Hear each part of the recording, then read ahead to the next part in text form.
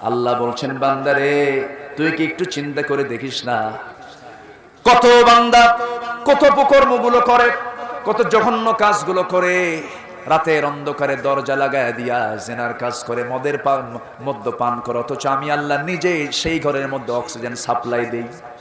জোরে কোন সুবহানাল্লাহ। আল্লাহর দয়া কম না বেশি? আসতে বলুন না, কম না বেশি? রাতের আধারে তুমি পাপ কাজ করতেছো, আমি আল্লাহ অক্সিজেন সরবরাহ করতেছি, আমি তোকে ভুলে যাই না এক সেকেন্ডের জন্য। আমি আল্লাহ সব কিছু দিয়ে দিই বান্দা তোরে। ও বান্দা, তুই আমাকে ভুলবি না। তুই যখন আমার দিকে 1 পা আগাবি, আমি তোর দিকে 10 পা আগাবো।